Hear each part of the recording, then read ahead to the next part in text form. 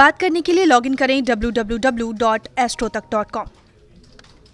देखिए, चंदन जो है वो एक खास तरह की खुशबू वाली, सुगंध वाली लकड़ी है। अगर हम इसको जैविक भाषा में समझें तो ये सेंटिलिस कुल का एक पौधा है जिसकी सुगंध बेमिसाल होती है। चंदन जैसी खुशबू दुनिया के किसी भी काष्ठ से, किसी भी लकड़ी से पैदा नहीं होती है।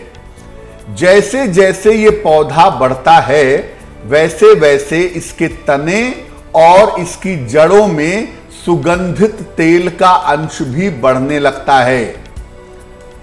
चंदन की लकड़ी का प्रयोग मूर्ति कला में, मूर्तियां बनाने में, साज सज्जा के मामले में और सुगंधित पदार्थ बनाने के मामले में होता है। मुख्यतः चंदन दो प्रकार का होता है, लाल चंदन और सफेद चंदन, और दोनों का ही खूब प्रयोग किया जाता है। लाल चंदन का प्रयोग ज्यादातर तंत्र के इस्तेमाल में किया जाता है और सफेद चंदन का प्रयोग सुगंध के लिए किया जाता है। हालांकि सफेद चंदन का प्रयोग भी पूजा उपासना में बहुत होता है। लेकिन अगर हम तंत्र साधना की बात करें तो तंत्र साधना में, खासतौर से देवी की उपासना में, लाल चंदन का विशिष्ट प्रयोग बताया गया। देखिए, हिंदू धर्म की अगर हम बात करें, हिंदू परंपरा की बात करें तो यहां पर चंदन को अत्यंत पवित्र माना जाता है और पूजा के हर कार्य में चंदन की लकड़ी, चंदन के लेप और चंदन के इत्र का प्रयोग किया जाता है।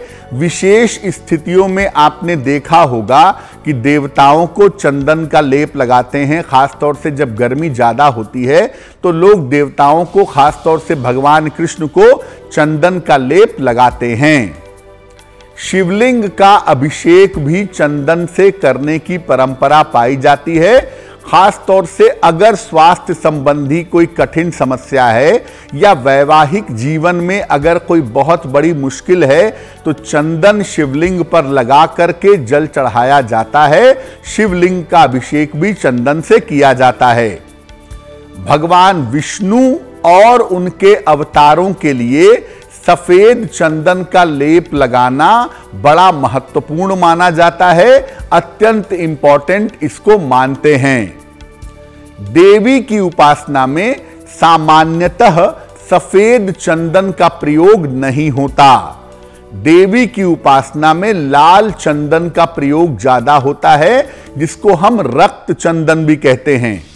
तो अगर देवी को तिलक लगाना हो या देवी के चरणों में चंदन अर्पित करना हो तो वो लाल चंदन होगा।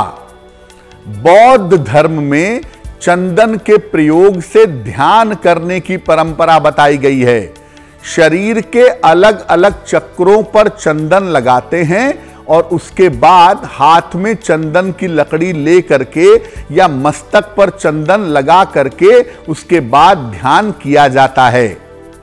ज्योतिष में ग्रहों की समस्या के समाधान के लिए भी चंदन का प्रयोग होता है। खास तौर से मैंने आपको पहले भी बताया कि अगर वैवाहिक जीवन में दिक्कत है तो शिवलिंग पर चंदन लगाने को कहते हैं, या अगर जीवन में प्रेम का भाव बढ़ाना होता है, जीवन में मधुरता बढ़ानी होती है तो भगवान कृष्ण को भी चंदन का लेप लगाया जाता है।